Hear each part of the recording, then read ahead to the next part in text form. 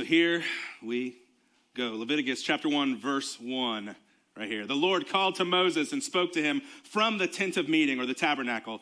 He said, speak to the Israelites and say to them, when anyone among you brings an offering to the Lord, bring as your offering an animal from either the herd or the flock. If the offering is a burnt offering from the herd, you are to offer a male without defect. You must present it at the entrance to the tent of meeting so that it will be acceptable to the Lord. You are to lay your hand on the head of the burnt offering, and it will be accepted on your behalf to make atonement for you. You are to slaughter the young bull before the Lord, and then Aaron's sons, the priest, shall bring the blood and splash it, gross, against the sides of the altar. At the entrance to the tent of meeting, you are to skin the burnt offering and cut it into pieces. The sons of Aaron, the priest, are to put the fire on the altar and arrange wood on the fire. Then Aaron's sons and priests shall arrange the pieces, including the head and the fat, disgusting, on the wood that is burning on the altar. You are to wash the internal organs and the legs with water, and the priest is to burn all of it on the altar. It is a burnt offering, a food offering, an aroma pleasing to the Lord. Thus saith the Lord, right? Easy peasy. We get it, right? No, can we just be real, like just for a couple of moments there, like as we dive into this journey?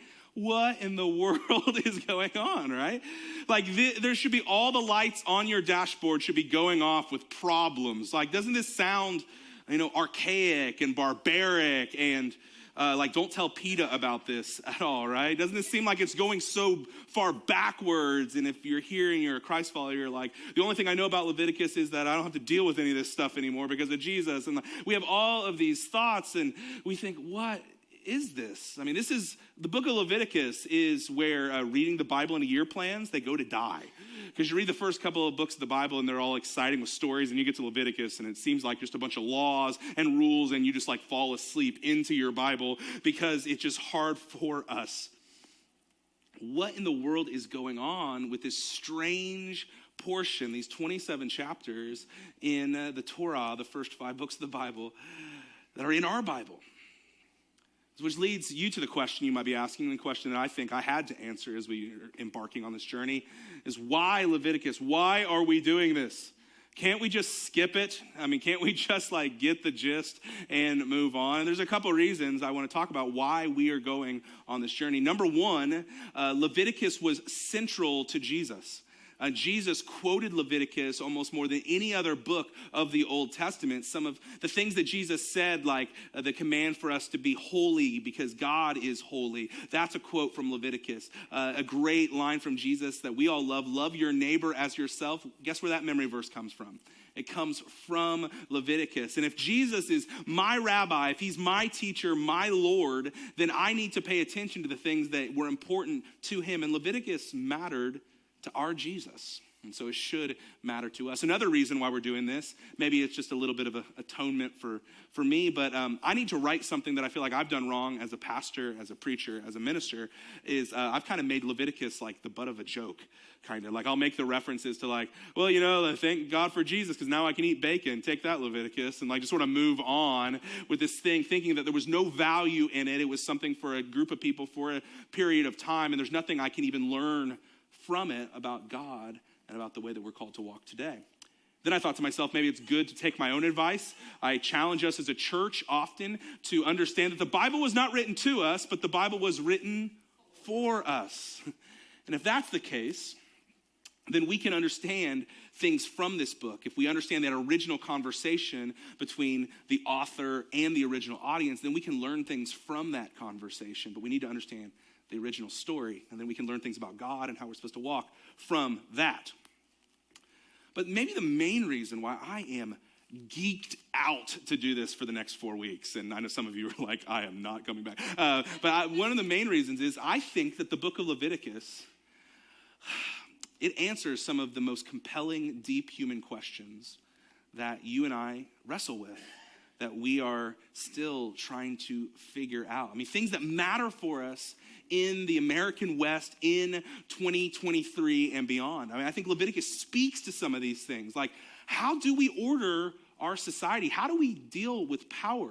What do we do with the marginalized among us? The alien, the widow, the orphan, the refugee? Like, where are they ordered in our communities. Leviticus speaks often about broken relationship horizontally between us and our in-laws or people that we work alongside with, and there's broken relationships, and it gives us a path forward beyond just ducking them at Target, hoping they don't see us when we duck down the other aisle. You guys know what I'm talking about. It answers questions of like, what does it mean for us to trust that we're made right with God? What does it mean for us to live our life with intention like it's a piece of art instead of just something that we're floating with the stream of culture? Leviticus speaks and answers all of those deep, compelling human questions.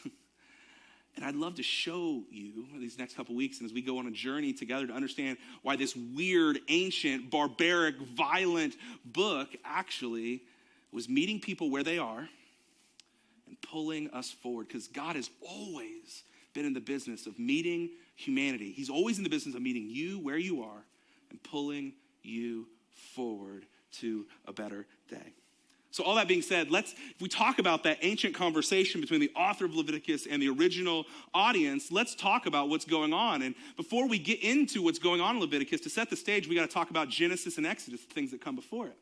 I mean, God creates things. He speaks things into existence. He then makes a partnership, a covenant with this guy named Abraham. And he says, hey, through you, I'm going to make you a great nation. And you're going to be a blessing, not just to people like you, but to the whole world. And then from Abraham's family started the nation of Israel.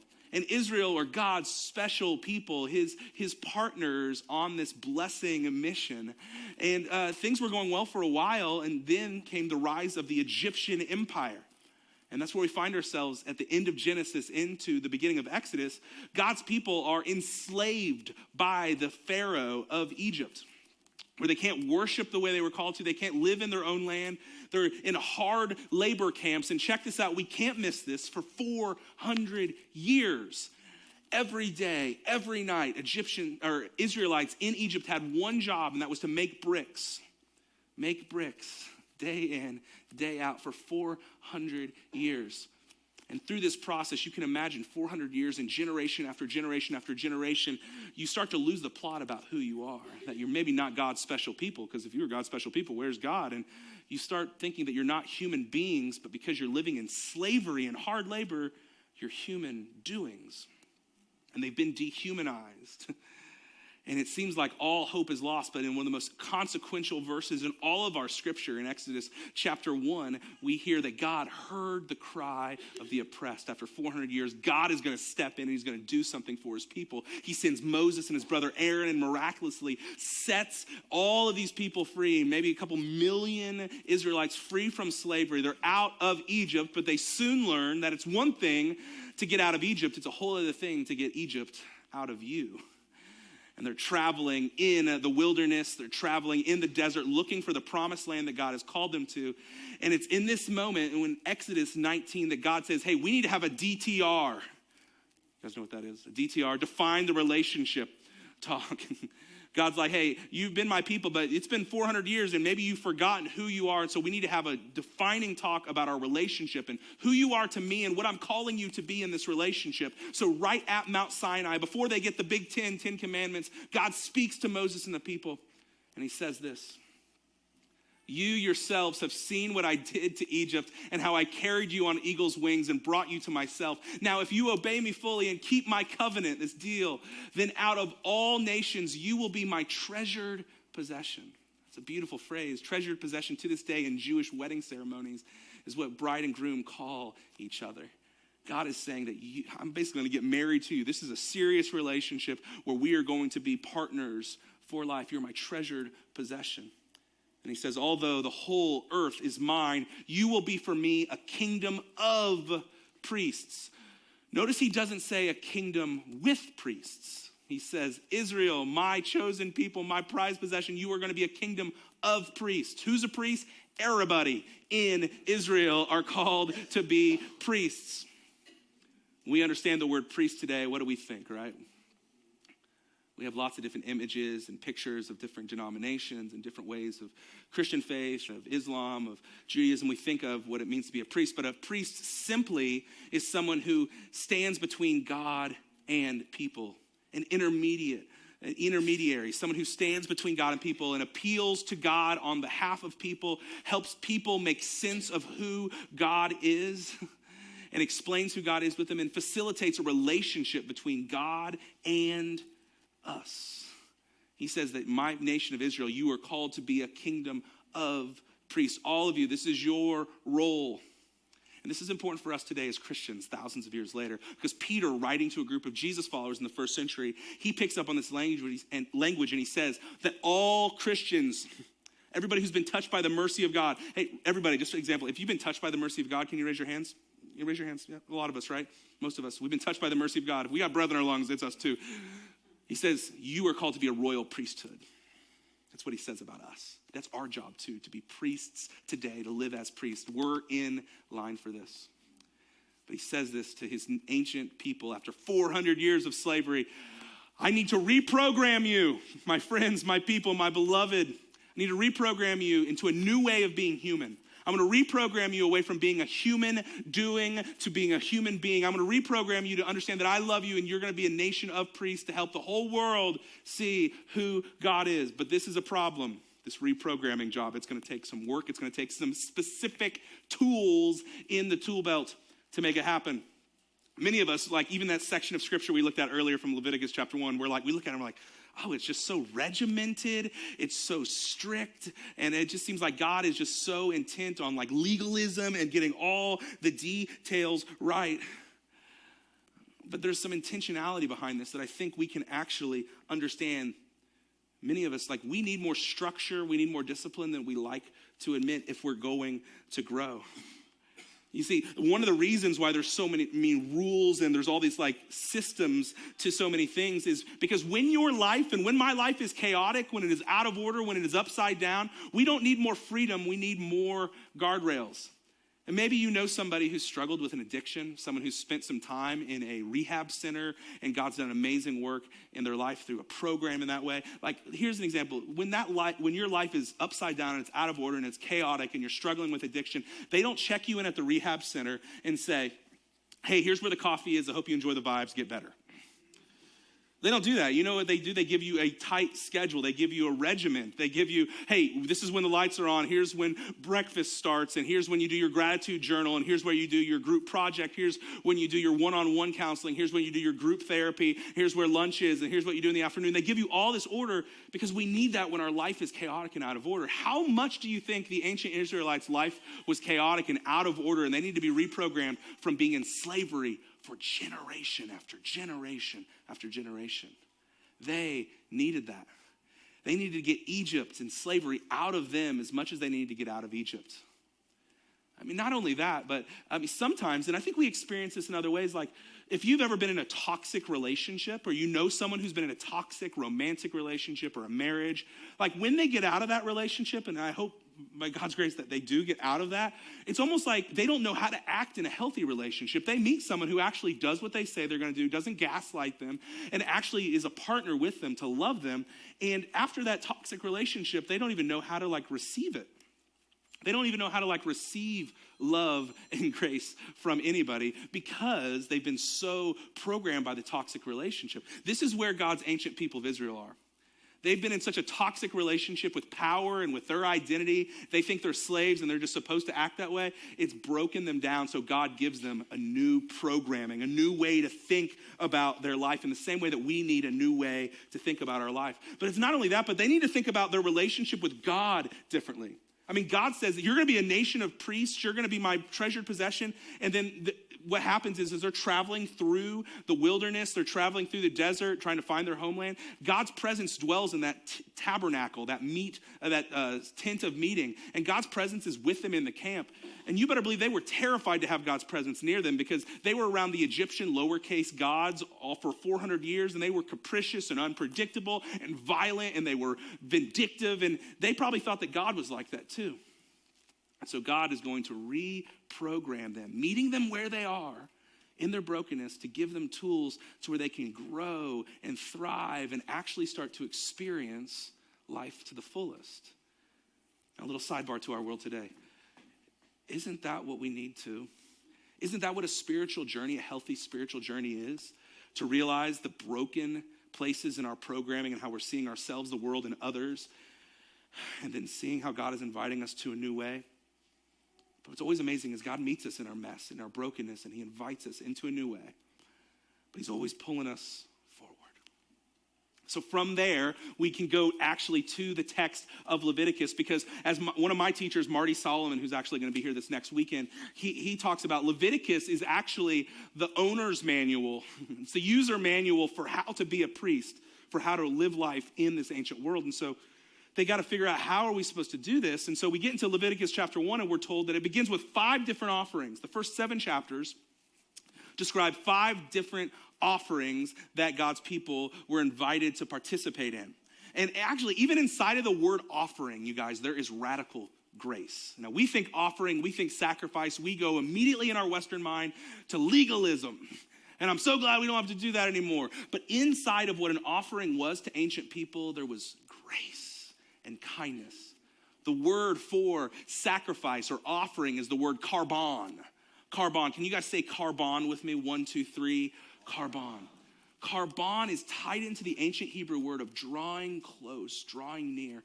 God was helping these former slaves understand a new way to be human and saying, hey, you don't have to guess where you are with me. You can draw near to me. You can karbon. You can come close to me. This is a God, even presented in Leviticus, who is kind and gracious and invites you into relationship with him. That's good news in Leviticus, y'all. So what we see, these first 5 offerings, these first 5 korbans. We already looked at number 1. This is in chapter 1 of Leviticus. It's the burnt offering. This is actually in the Hebrew, it's the word olah. It's not the Spanish offering. It's not hello, hello, hola. It's not that. It's olah. Can you guys say olah? 1, 2, 3. Hola, hello. Anyway, the burnt offering that we start with is just, it's a fascinating thing, because you saw all those like specific things that they were called to do. Olah meant totally consumed, completely burnt up. The entire animal is consumed. They skin the animal, cut it into pieces, sprinkle the blood, all that weird kind of ritualistic stuff, but it was a meticulous pattern. But there are a couple beautiful things tucked away inside of this burnt offering, and stick with me, because this is beautiful about who we see God to be. The first thing that is so beautiful is that actually the first 3 offerings we're going to look at weren't like obligatory. They weren't something that all God's people were required to do. It was all like of their own accord. It was something they were invited to do. It was offered to them in a way to do what? It was actually offered in a way to let them express gratitude. It was giving them a way to celebrate. It was not something that they had to do to stay in right relationship with God. And if they missed their one olah, then they were out of a relationship with God. And if they die, they go to the bad place. That's not the way that ancient Jews thought of these things. It was a tool. It was something that they did as a way to express their gratitude.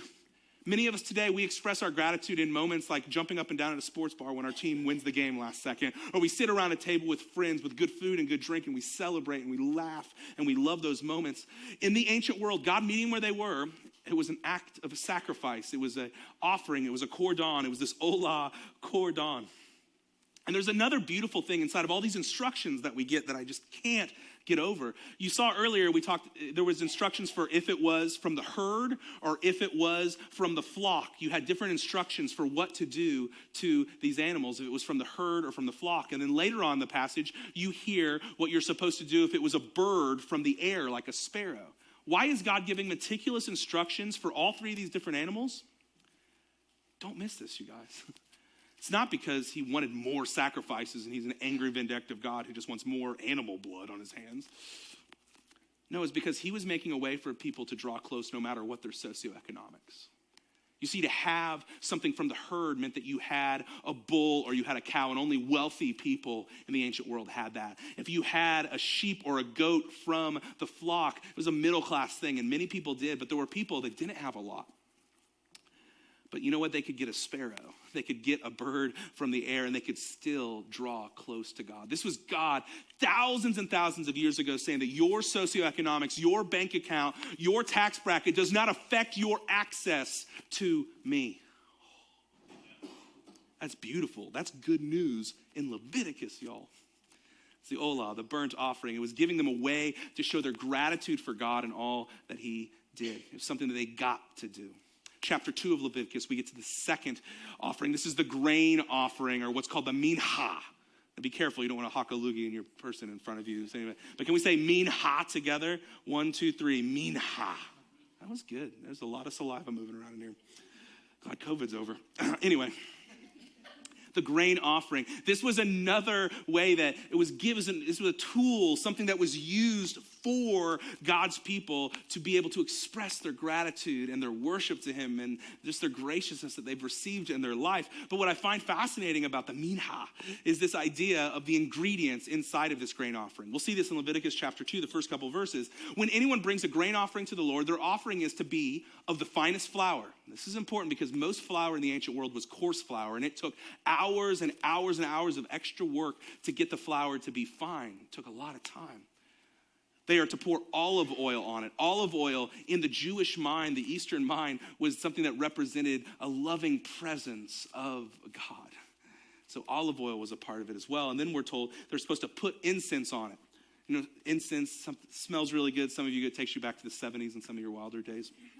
But incense, what's fascinating about incense is that incense only smells if it's burnt, if it's cracked, if it's pressed, which took time to do.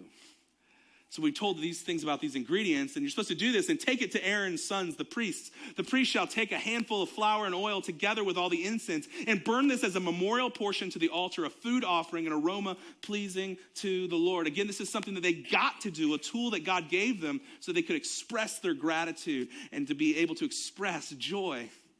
But you know what I think is fascinating about this? Like all three of those ingredients, they're not easy. They take time. They take repetition.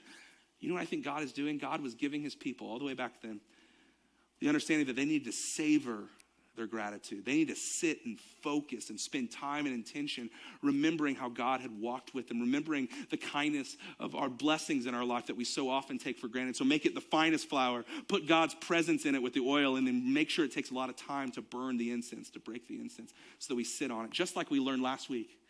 That brain science tells us that we need to focus on those good things 3 times more than those negative things so they stick to our brains. I think God was way ahead of the practice of neuroscience and neuroplasticity. I don't know what you guys think. But that's the minha. It was another way that they were given an opportunity to express their gratefulness. The third offering is this, the fellowship offering, or what many people call the peace offering. It was another thing that they weren't required to do, but God gave them an opportunity to do it, to share their gratefulness. It's actually the Hebrew word shalem. Shalem. Can you guys say shalem? 1, 2, 3. Shalem. Shalem sounds kind of like shalom or a peace offering. It's celebrating that God, the giver of everything, and human being, we're on the right page, and we have a right relationship, and everything that we have is from God. So it's considered a meal, a shalem meal, not just an offering. This is God again. Don't miss this. This is God in his gracious kindness, meeting former slaves in their brokenness, helping them see a new way to be human and giving them a tool in their tool belt to actually express gratitude. This is not an angry, vindictive God saying, you bring me this or you're going to the bad place when you die. This is not what's going on here. This is the shalem, the fellowship offering. We move into chapter 4, and this is when we get the sin offering. And it goes through, the description of this goes through most of chapter 5. The sin offering is the hatah. The hatah. Doesn't it sound like a good sin word? Hatah. And we get some of the descriptions of what the sin offering was. And these two, everybody in the ancient Israel world were required to participate in, but I think you'll be surprised by what you find inside of the hatah sin offering. You see here at the beginning of chapter 4, the Lord said to Moses, say to the Israelites, when anyone sins unintentionally, and does what is forbidden in any of the Lord's commands, then we get all the description. But what's interesting is that sins unintentionally, it's actually the Hebrew word, and I've just been giggling about this all week long. The Hebrew word for sins unintentionally, you can't make this up. I can't wait. This is awesome. Shagaga. What a gift that God gave us. Shagaga. Like, ooh la la, shagaga, like that whole thing, right? Can you guys say shagaga with me? 1, 2, 3. Shagaga. You take that one with you. Never forget it. It's just a gift of linguistic bliss right there. Shagaga was to sin unintentionally. It was to make an error unintentionally that actually caused damage. And God's saying that, hey, I care about things being right. and making things right. So we've got to do something with this shagaga, this sinning unintentionally. He gives some descriptions of what this looks like in chapter 5. And I think, again, this is surprising what it is. Chapter 5, if anyone sins shagaga because they do not speak up when they hear a public charge to testify regarding something they had seen or learned about, they will be held responsible. It's this idea of like when you can speak up and you don't, God's not okay with that because that harms somebody else. Somebody might go away, might be punished because you did not speak up. It's a sin of omission, not just of commission, right? It's something that we don't do. God says that's not okay. It's not okay. He continues on and he says this: if anyone becomes aware that they are guilty, if they unwittingly touch anything ceremonially unclean, and we'll talk a lot about this ceremonially unclean and clean thing the next couple weeks, but basically if you're ceremonially unclean and you don't let people know, you might be touching them, spending time with them, and you're going to inconvenience them by making them ceremonially unclean too, and that harms them. So don't do that. Don't shagaga me with that one. He continues on and says this: if anyone thoughtlessly takes an oath to do anything, whether good or evil, in any matter, one might carelessly swear about, even though they are unaware of it. And thoughtlessly taking an oath, basically throwing your words around, saying something that's harmful because you don't really care about what's coming out of your mouth, or promising to do something that you know you can't do or not coming good on it. When you throw your words around, what does that do? That hurts somebody.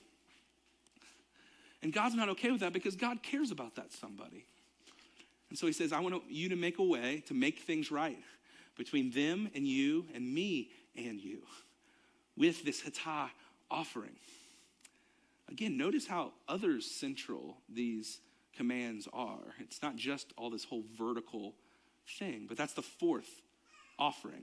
Into the fifth and final offering, what's called the guilt offering in chapter 6. I call this one like a sanctified small claims court. Because you see God giving all these instructions. Because here are people that have had their own place in Egypt, and now they're in this caravan out in the wilderness, and they're like tight quarters. Can you imagine there were some problems between them and each other and their close-knit neighbors because of that? I mean, our kids, we have problems going down to Indianapolis. I can't imagine traveling through the desert, the wilderness, wandering around with little kids and people that are in bad moods, and then the Dorito smells and all that beef jerky stuff. It'd be terrible. But anyway, here's the sanctified small claims court in the guilt offering. Starts here. If anyone sins and is unfaithful to the Lord by deceiving a neighbor, which, can we just stop there for a second? This is radical, and Jesus picks up on this later in the Gospels and illuminates it, but this is a radical idea. Notice there's no distinction between your horizontal relationships with one another and your vertical relationship with your Heavenly Father. God cares about all of it. He goes as far as to say, if anyone sins and is unfaithful to the Lord by deceiving a neighbor. We break things between us and God when we break people. Don't miss that. And he explains in lots of detail the different ways this looks.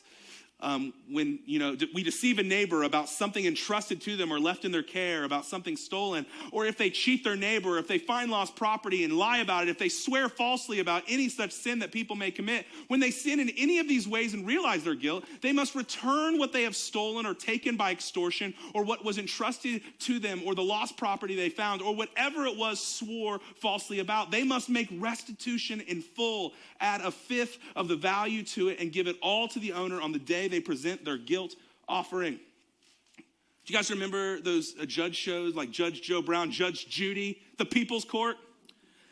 The plots are all the same, you guys. Oh, he didn't give me my rent money. Oh, he scratched my truck and he did this to my baby and all this. I don't know why I'm doing that accent. It just makes sense with the illustration. But this is all the same kind of stuff. And God is saying, man, I want there to be peace. I want there to be wholeness. I want there to be restoration between people and each other. He even goes as far to call it, they must make restitution. They must make right what went wrong. And this is how you're right with God, by being right with other people. Now, we think that this whole book of Leviticus thing is so antiquated. We should just throw it away. It's so backwards thinking. What are we doing? But let me ask you this. Do we still have broken relationships today? Are there people that you hope you don't run into at Kroger, that you will dip into the other aisle so you don't have to talk to them? Are there people that you block on social media because you don't want to hear their highlights, you don't want to hear anything about them? Are there broken relationships that sometimes keep us up at night? Maybe things that we didn't even do, but they were done to us and there's brokenness there, but maybe the other way around too. Maybe God was ahead of us all the way back in Leviticus, and he's offering us ways that we can make things right with other people because the other people matter to him. It's the guilt offering, the yasham offering. Now, those are the 5 offerings at the very beginning of the book of Leviticus. And you might be asking yourself, because I think as just evangelical Christians in the West, we're like, where's that offering that they're supposed to do? Like when they stub their toe and they say the wrong word and they make sure they don't want to go to hell when they die. So that's how we think about things.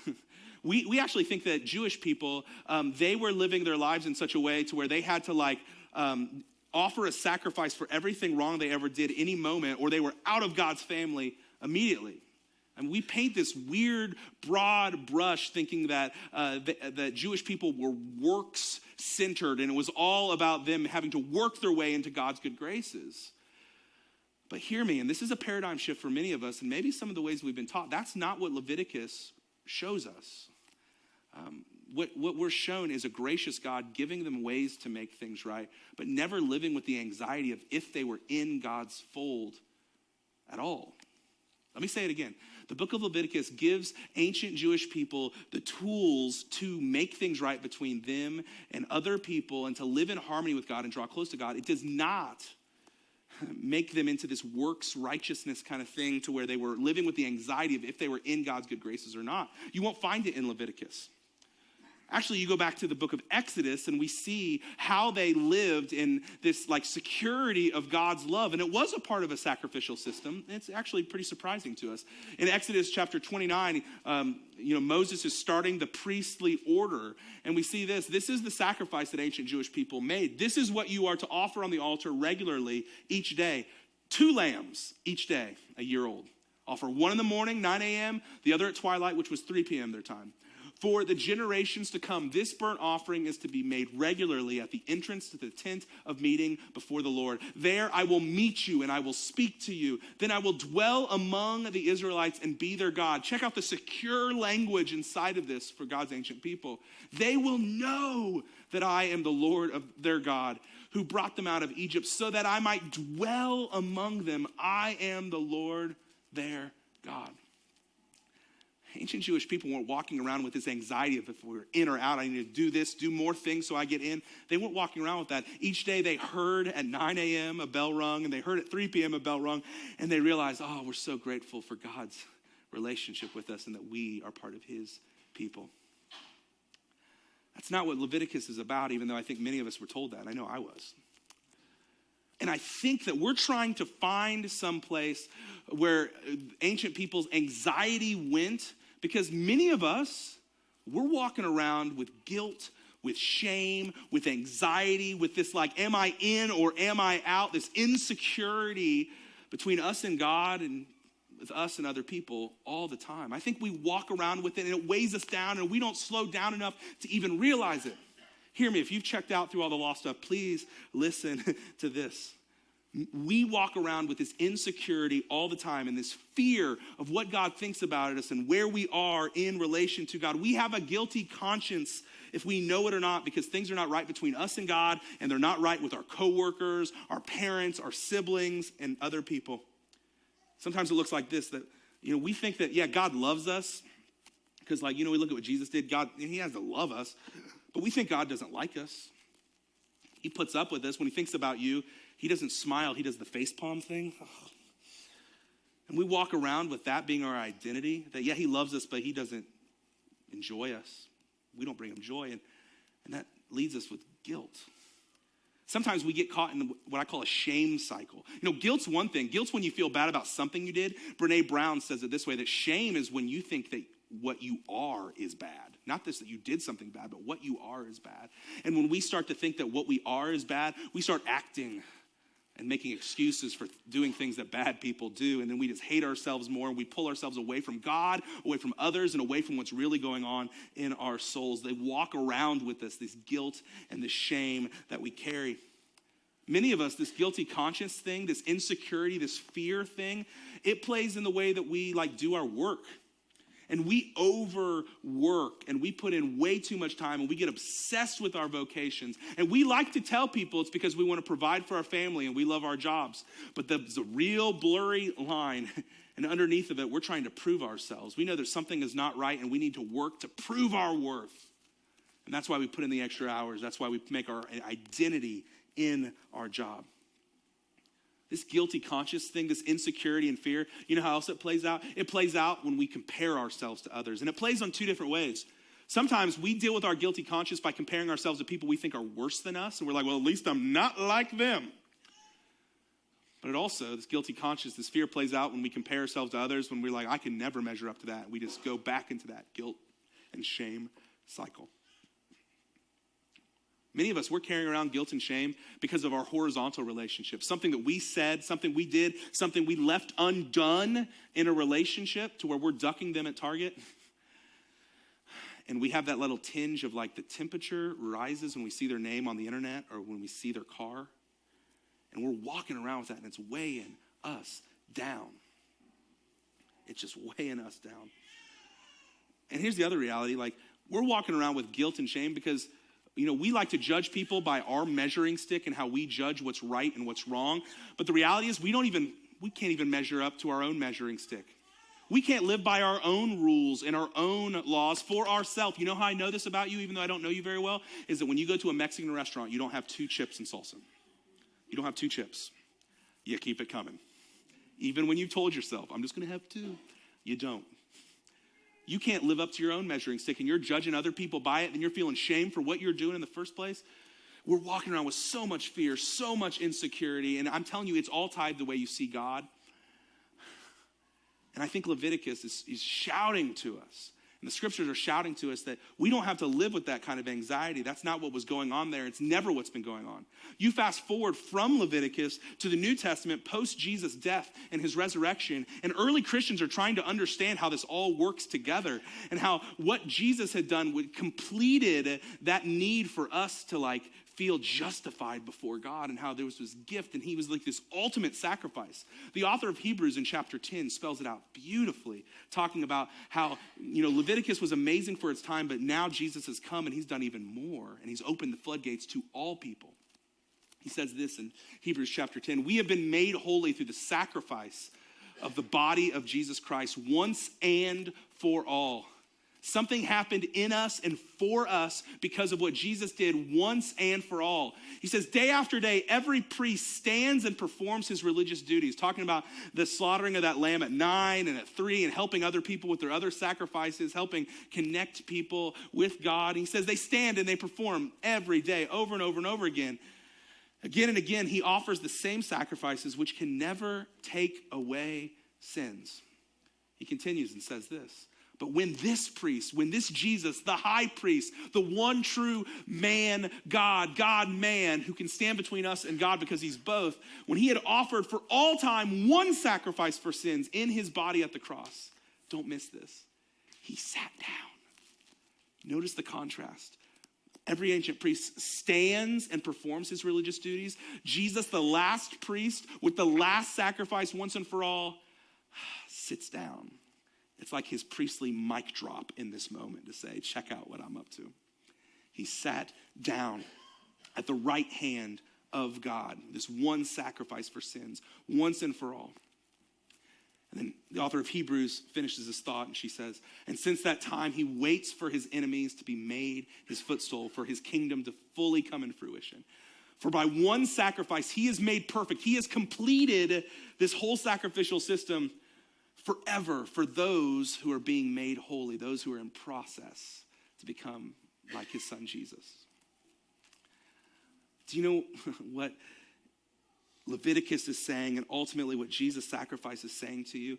Don't live with that fear and anxiety and just insecurity of you wondering where you are with God, because it's been spoken over you. You have been forgiven. Will you accept it? Will you walk in it? Will you let that be your identity, that you are forgiven and that you and God are good because of what he has done for you? I think God in heaven is just on just waiting for you to just truly believe that about yourself. Because when you believe that you are loved and that's your first name and that God is for you and that's the most important thing about you, man, it's going to change the way that you live. And he wants you to thrive. So, a couple questions as we land our time together. What did you think Leviticus would show us about God? Like this God, before this morning, what did you think that Leviticus showed us about God? Did you think it showed us an angry, vindictive, vengeful God who demands much off of you? Isn't that kind of like the narrative we walk in when we think about Leviticus, and we can think, thank God for Jesus, because none of that matters anymore. I get my bacon-wrapped shrimp. But here's the real question. What does Leviticus actually say about this God? What are the implications? What's the truth that we see from this God who's not demanding things of you so that you are made right, but he's saying, I'm going to give you tools so that you can walk right with me and that you can see how much you matter. The good news according to Leviticus, the gospel according to Leviticus, is that God is for you, God loves you, God welcomes you to relationship. He cordons, he says, come close to me. He's made a way for you to come close. Ultimately, Jesus is the one that cleans our guilty conscience. We don't have to live in that way. God doesn't want you to live in the anxiety and the fear of where you stand with him. But he loves you. What's so incredible, and I don't want us to miss this, is that Leviticus shows that God has always been meeting humanity where they are and pulling them forward. Always. And that matters to you today as well, because God will meet you where you are. Oh man, but he will pull you forward to a life that looks more like thriving and looks more like Jesus if you walk with him. But God was meeting these ancient former slaves in that time, and he's still pulling you forward. He still wants you to draw close to him because he's an approachable God. He wants to give you avenues and ways to celebrate in his way so that you taste all that this life is and you can celebrate that it comes from him. He longs for you to make things right, not only between you and God, but between you and other people, because that matters to God, because other people matter to him. This is what Leviticus says about this God. This is good news, y'all, found in Leviticus. It's better than you think when we actually look at it and we read it, right? God's inviting us to see that he's always been a God who meets us where we are and pulls us forward. And he wants you to know that he's for you and he loves you. That's the most important thing